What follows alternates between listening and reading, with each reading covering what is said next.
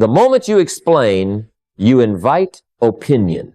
And opinions are rarely free. They often come wrapped in doubt, jealousy, or advice that pulls you off course. Wealth whispers, poverty shouts. When you talk too much about your income, your strategies, your moves, you feed envy. And envy doesn't just watch, it interferes. Talk feeds envy. Silence feeds fortune. The ones who grow quietly give themselves the advantage of time, of focus, of moving without resistance. In silence, compounding works without interference. The seeds you plant, whether in money, skills, or relationships, are safest when they're under the soil, out of sight. You don't dig up the seed every day to show it off. You let it grow, unseen, until it bears fruit.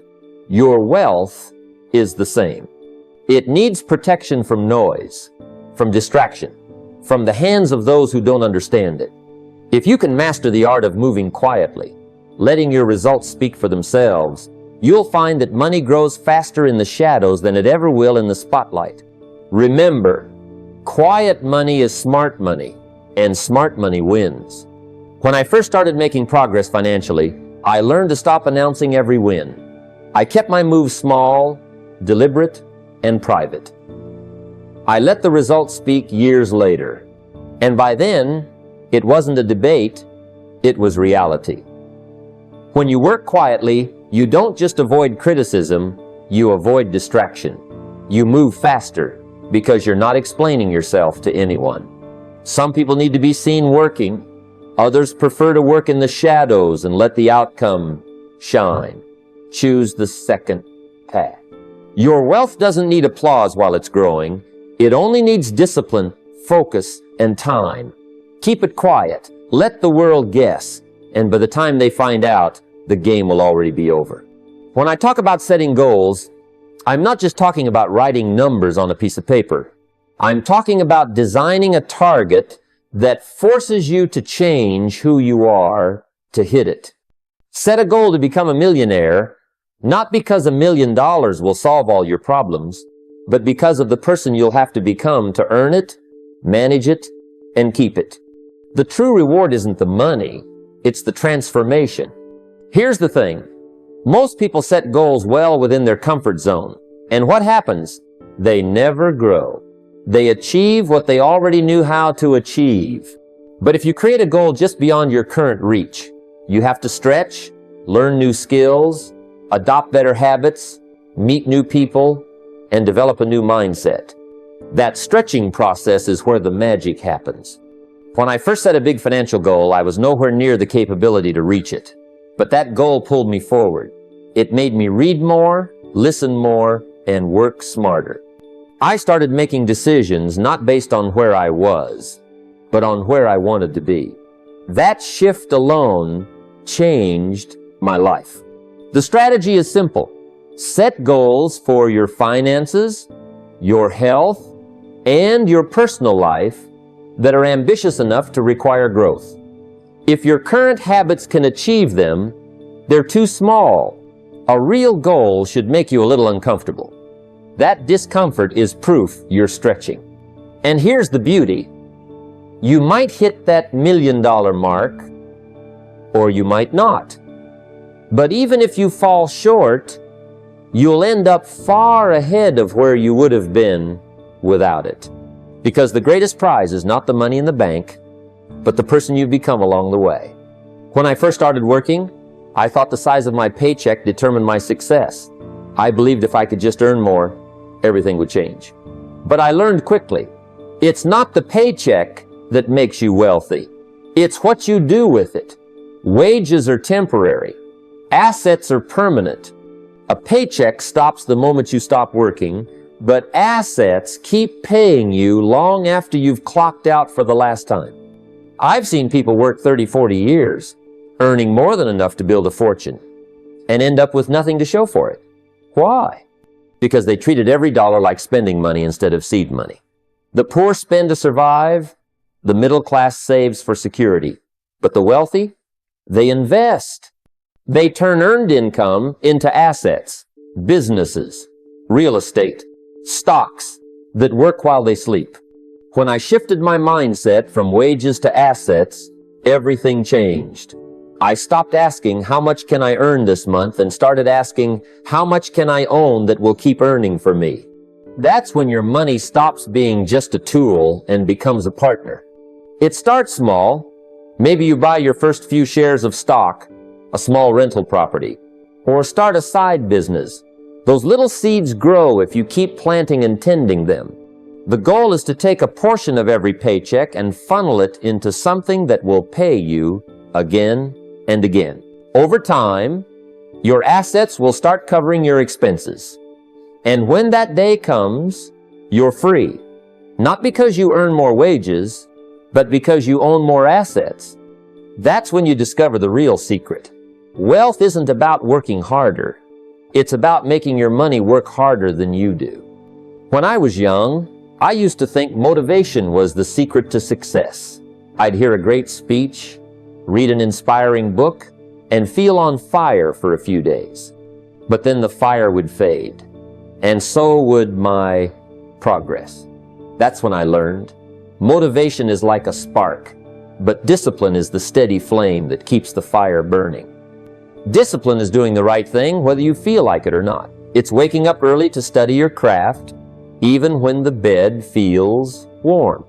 It's setting aside part of your paycheck for investments, even when there's something tempting to buy. It's saying no to what feels good now, so you can say yes to what feels great later. I've met people with incredible talent, sharp minds, and all the right opportunities who never got far because they lacked discipline. And I've met others with no special advantages who built extraordinary wealth simply because they were consistent. Every day, a little bit saved. Every day, a little bit learned. Every day, a little bit improved. The truth is, neglect has a cost. Skip your disciplines for a day, and it's easy to skip them for a week. Before long, you've drifted so far off course, you don't even recognize where you are. But daily discipline keeps you anchored to your goals. Discipline compounds just like money. A small act, repeated over years, builds into something unshakable. Freedom doesn't arrive in one big moment. It's earned in thousands of quiet choices nobody sees. And here's the beauty. The more disciplined you become, the less willpower you need.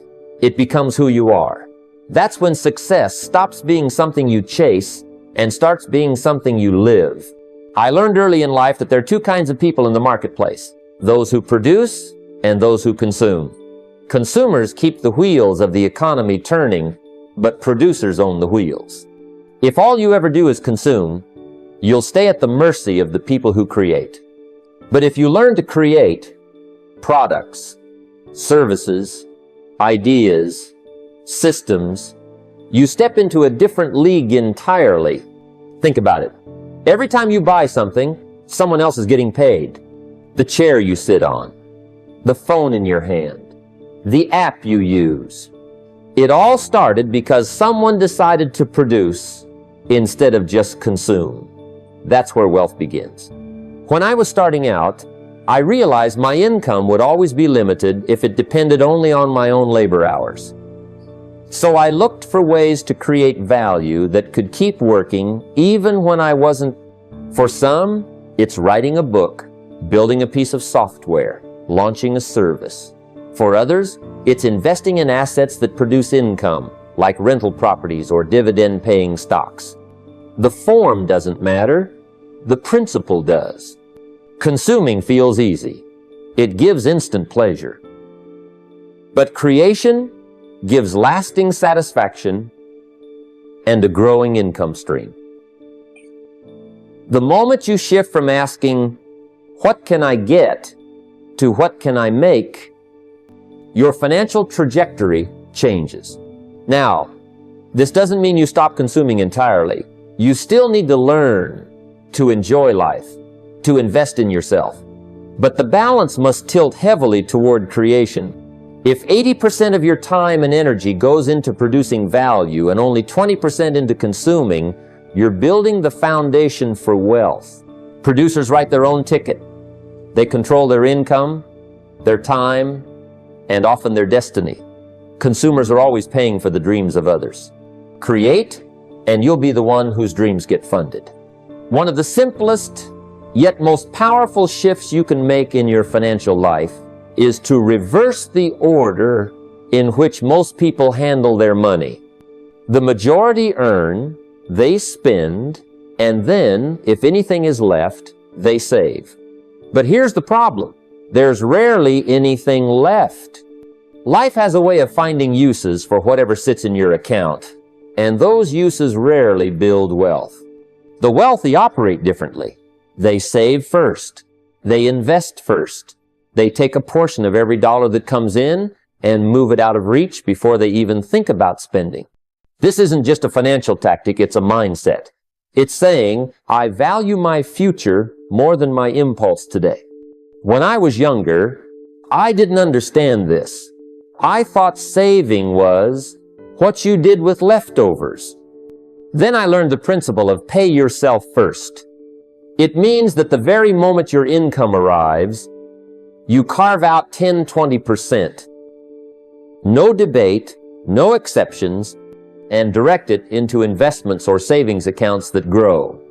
Automation makes it even easier.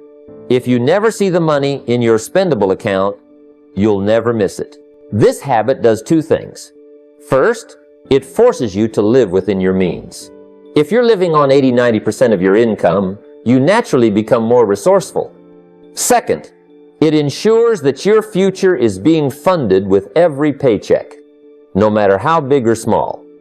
Over time, these savings become the seeds of freedom. Every dollar you put aside starts working for you, earning interest, dividends, or returns while you sleep. And when those dollars start bringing in their own dollars, you've crossed the line from working for money to having money work for you. If you master this one habit, you won't have to rely on luck, windfalls, or the next big opportunity. You'll be building wealth steadily, quietly, and inevitably. Poverty doesn't begin in the bank account. It begins in the mind. Long before someone is broke in dollars, they are broke in ideas, in vision, in belief. It shows up as fear. Fear of taking risks, fear of trying something new, fear of losing. It shows up as scarcity, thinking there's never enough, that opportunity is limited, that someone else's win is your loss. It shows up as excuses, blaming the economy, the government, the boss, the market, anything to avoid personal responsibility. Wealth, on the other hand, starts the same way, but in reverse. It starts in thought. Before there's money in the bank, there's belief in the mind. The wealthy look for possibility. They see opportunity where others see problems. They believe that money can be created, that skills can be learned, and that success is a result of intentional effort, not accidental luck. Guarding your mind means being deliberate about what you let in. It's choosing to read daily books that stretch your thinking, challenge your habits, and expand your vision. It's seeking out mentors who have done what you want to do and learning their principles instead of copying their lifestyle. It's protecting your mental environment from the constant noise of negativity, whether that comes from news, social media, or people who have already given up on their own dreams. If you spend most of your time around consumers, you'll adopt their habits, spend first, think later. But if you spend time with wealth builders, people who create, invest, and plan, you'll absorb their mindset almost without trying. Your conversations will change, your opportunities will multiply, and your standard for what's normal will rise. What you feed your mind is what you create in your life. If you want a wealthy life, start with wealthy thoughts and protect them as fiercely as you would your most valuable asset, because they are Most people will spend their lives trading hours for dollars, never realizing that time is the most valuable currency they'll ever have. Money can be lost and earned back. Time, once spent, is gone forever. The wealthy understand this deeply, and that's why they don't just chase money, they use money to buy time. Think about it. If you spend all your energy on low-value tasks that anyone could do for a small fee, you're robbing yourself of the chance to focus on the work that multiplies your results. The person who insists on doing everything themselves often ends up stuck exactly where they are, busy, tired, but no wealthier. The person who learns to outsource, automate, or delegate the small things creates space for the big things. Building assets, expanding networks, developing skills, and finding opportunities. Eliminating distractions is the first step. Distractions aren't just social media or television. They're also unnecessary meetings, pointless errands, and time spent with people who drain your energy. The more you protect your hours, the more valuable they become. When you start valuing time over money, your decisions change. You stop saying yes to everything. You stop trying to save pennies at the cost of hours. You begin investing in tools, systems, and even people that allow you to operate at a higher level. In my own journey, the biggest leaps didn't come when I worked harder. They came when I worked smarter. When I realized that a single hour spent in the right meeting, making the right decision, could create more wealth than a month of routine labor, I stopped trading my life away for wages and started trading my money to buy my life back. Wealth isn't built by filling your days. It's built by freeing them. I've always believed that while formal education can prepare you to make a living, self-education prepares you to make a fortune.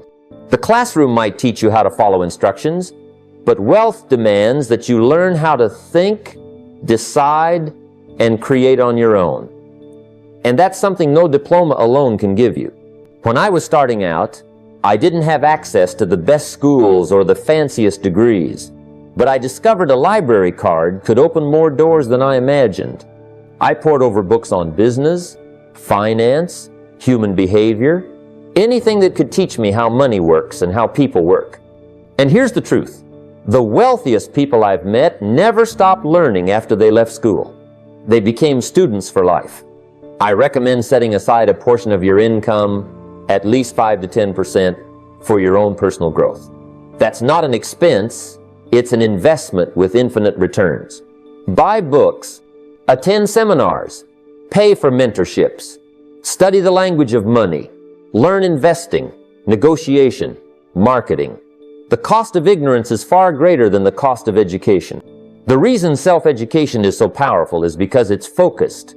You learn exactly what you need to advance your goals, not just what's on a curriculum.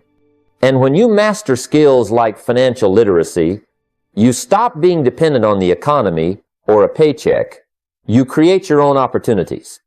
In my own life, the breakthroughs that changed everything didn't come from luck. They came from applying something I had learned, often years earlier, that finally clicked into place at the right time. That's what education does. It stacks potential until opportunity arrives. If you want to change your income, change what you know. And if you want to change what you know, make learning a daily habit. Wealth doesn't just grow in your bank account, it grows in your mind first. I've met so many people who live their entire lives trying to avoid failure, as if making a mistake is the end of the story. But the truth is, for those who build real wealth, failure isn't final, it's simply feedback. It's a signal, a lesson, a redirection. Poverty thinking says, if I fail, I've lost. Wealth thinking says, if I fail, I've learned, and I'll try again with more wisdom. When I started out, I made decisions that cost me time and money. I bought into the wrong deals, trusted the wrong partners, underestimated the risks.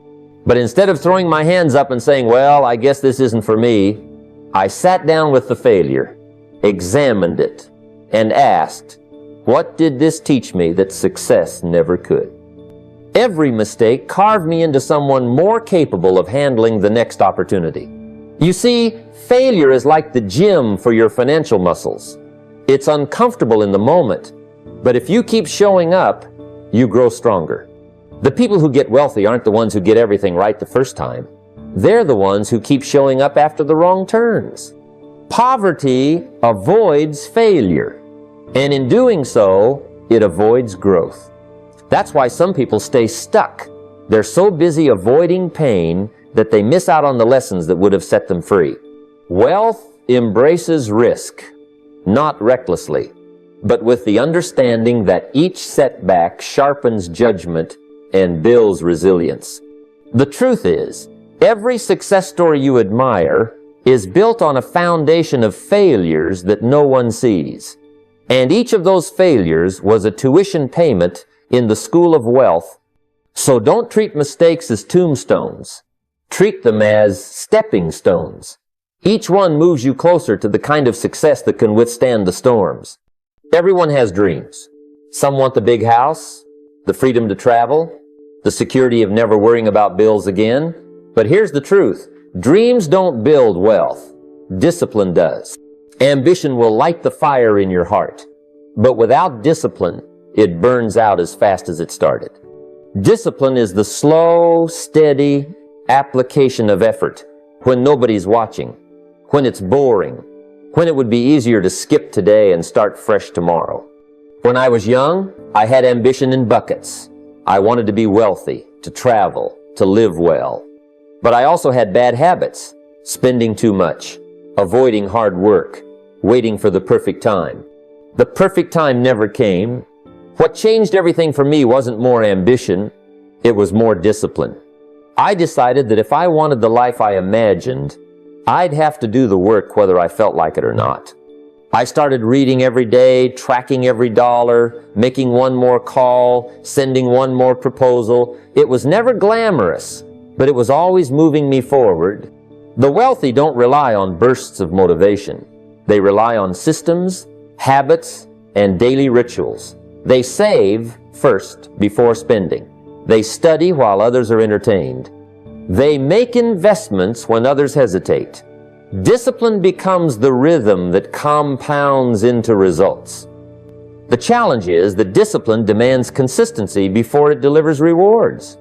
It's a farmer's mindset. You plant seeds now and tend to them daily, knowing you won't see the harvest until much later. That's why so few stick with it. They quit during the planting season. But here's the secret. Once discipline takes root, it becomes easier than the struggle of inconsistency. You no longer ask, should I? You just do. And over time, the gap between where you are and where you dreamed of being starts to close, quietly, steadily, and inevitably. Dreams will inspire you, but discipline will make you wealthy. Money by itself has no magic, it's just paper and numbers on a screen. The real magic is in what it buys, freedom. Freedom to choose where you live, how you spend your day, who you work with, and what you give your time to. Too many people chase a number, 6 figures, $1 million, without asking the deeper question, what kind of life do I want this money to create? Without clarity, you could end up with the money but still be trapped in a schedule you hate or chained to obligations you never wanted.